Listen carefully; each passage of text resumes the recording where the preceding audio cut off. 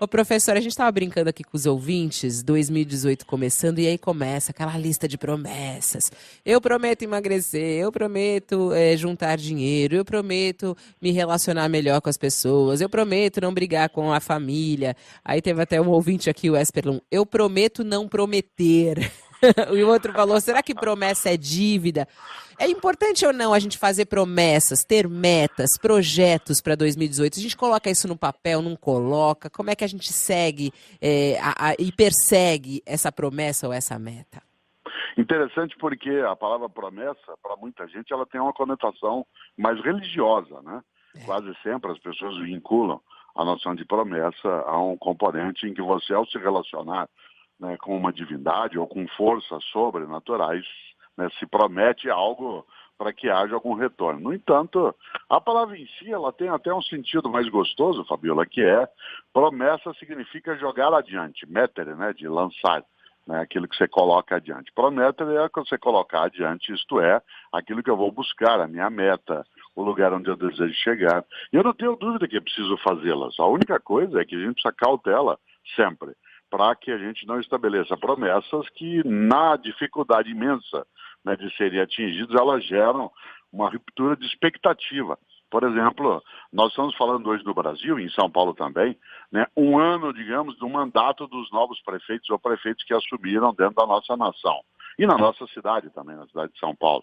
O quanto que promessas feitas, quando não colocadas, né, dentro de um campo de viabilidade, geram a quebra, né, a fratura de expectativas, né, daquilo que se deseja, daquilo que se quer. Se isso vale, né, claro, do campo da atividade pública, vale também, né, dentro de cada um e cada um de nós. Por isso, sim, é preciso fazer. Eu sempre me coloco metas e projetos para o ano que chega. Eu sei, você sabe, a gente já falou disso, né, que a ideia de passagem do ano é mera formalidade. Mas é bom saber que há um ciclo em que a gente decide que algumas coisas serão feitas e vai buscá-las, vai torná-las viáveis, factíveis. Isso é bom demais. Agora, se eu elevo em excesso o campo da promessa e tenho já alguma suspeita, desde o meu ponto de partida, né, que vai ser quase impossível cumprir, não faça. Agora, não ter meta alguma, não se colocar adiante, alguma coisa que se queira chegar, é deixar-se ao sabor das circunstâncias. E aí sim, né, depois de um tempo capaz até de sentar e dizer,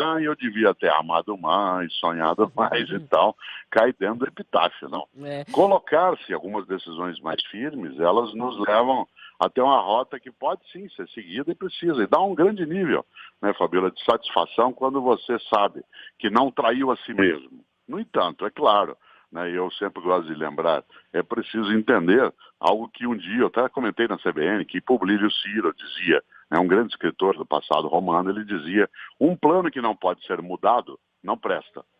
Um plano que não pode ser mudado, não presta. Agora, não ter plano algum, isto é, não ter decisão alguma, ou seja, não ter nenhum tipo de meta colocada, é ficar ao sabor das circunstâncias, deixando que as coisas, vou ver, né, quase que brincando um pouco com aquilo que o Zeca Pagodinho faz de maneira tão gostosa, mas que vale para churrasco, né, que vale para festa, que é deixa a vida me levar, a vida leva eu.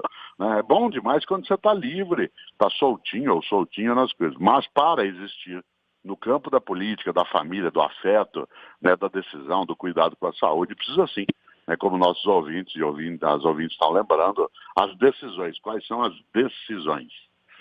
E tomar cuidado. Você sabe que em 2014 eu recebi aquelas mensagens de lembranças do Facebook e a gente teve um papo muito gostoso no início de 2014, aqui no CBN São Paulo, e você falou uma frase bem forte que me veio aqui como lembrança.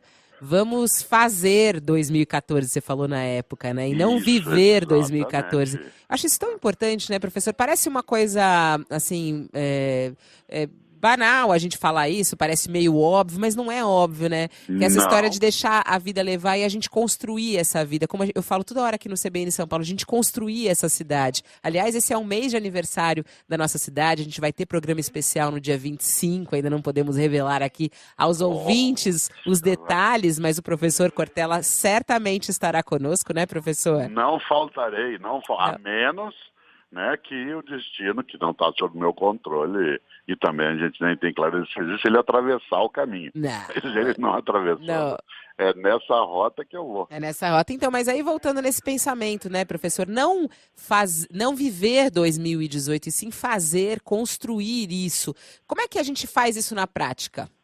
Olha, não só colocando decisões, né, isto é, agora eu vou para esse caminho e vai mesmo, mas acima de qualquer coisa, lembrar o quanto que é importante ter o início, isto é, dar o ponto de partida, né? A clássica frase chinesa, toda caminhada de 100 quilômetros começa com um passo. Esse passo tem que ser dado. A gente pode até alterar isso. É quando alguém pergunta para mim assim, né, quando eu era mais jovem, alguém perguntava, que faculdade você faz? Né, qual curso que você faz? Faz, né, no sentido ativo e não passivo. Não é qual curso você está. Eu gosto sempre da expressão, né, o que você faz. E nesse sentido, a ação decidida, a ação concreta, que ela tem sim como ponto de partida um planejamento prévio, uma reflexão, um preparo da capacidade, mas acima de qualquer coisa, a iniciativa. Eu até vou lembrar algo, nesse mês em que a nossa cidade faz aniversário, eu vou aproveitar, né, e lançar um livro novo, que eu gosto demais, você vai gostar dele, ainda não chegou para você, ele está sendo produzido, mas ele sai em fevereiro, desculpe, em janeiro ainda, ele se chama A Sorte Segue a Coragem. A sorte segue a coragem, olha só a ideia. Mas olha que sorte que tem a Fabiola, né? É uma das âncoras da CBN, o que a pessoa não entende? Às vezes o que está por trás. Né, o tanto de esforço, de estudo, de dedicação, horas, né, trabalhando, pensando, convivendo, uma equipe que tem que estar estruturada, que tem que estar azeitada. Né? Mas olha só que sorte que tem essa pessoa. Imagina, a sorte segue a coragem. Nesse sentido, é preciso ter coragem para iniciar a jornada. E aí sim, né, a gente é capaz, né, de fazer em vez de ser levado. Fazer em vez de ser levado, que é exatamente o que a gente conversava há pouco, né? E às vezes a gente sempre fala, né, é muito legal esse título, adorei, e você sempre fala pra gente essa frase mesmo, eu fico sempre pensando nisso, a sorte segue a coragem. Agora, as pessoas sempre falam de coisas profissionais, mas isso também para trazer isso para as relações entre as pessoas, entre, né, um casal, ou até mesmo relações familiares. O quanto isso é importante, né, professor Cortella? A gente vem aí das festas de final de ano, sempre tem aquela discussãozinha aqui, aquela intriga ali.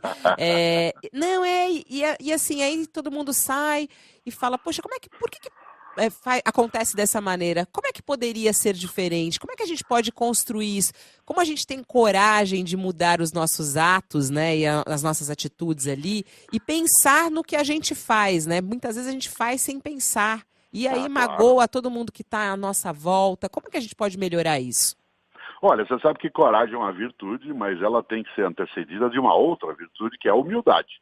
Humildade, isto é, a capacidade de eu saber que eu não sei todas as coisas, a capacidade de eu saber que eu preciso aprender bastante, a capacidade de saber que eu preciso refletir antes de agir, a capacidade, inclusive, de saber que não basta ficar só sentado refletindo, que eu preciso, após refletir, iniciar a ação. Isso vale para o afeto, para a convivência com os filhos, com a família. Né? Isto é, o passo tem que ser dado. Quantas vezes, por exemplo, numa ruptura de relação, e você brincou, festas de maneira geral de final de ano, elas são muito familiares mesmo. E algumas famílias, porque nunca estão habituadas a conviver, quando convivem nessa época do ano, acabam brigando. Né? Tem gente que depois que briga durante a passagem de ano ou na festividade, fica sem falar com a outra pessoa, de maneira tola. Né, de maneira tonta, né? Alguém tem que dar o passo inicial, ligar e dizer, olha, desculpe, não aconteceu, mesmo que isso leve a algum tipo, né, até de desconforto, ainda assim é necessário. Isso vale na conversa com o filho, vale na conversa com a pessoa com quem a gente tem uma relação amorosa. É o passo a ser dado, mas ele exige, como antecessor da coragem, a humildade de saber que eu preciso aprender a fazer, e aí ir buscar. Ir atrás, fazer com que isso aconteça. Por exemplo, o meu último dia do ano, você estava provavelmente já chegando perto de Santos, o teu lugar é de saltar as ondas. Né?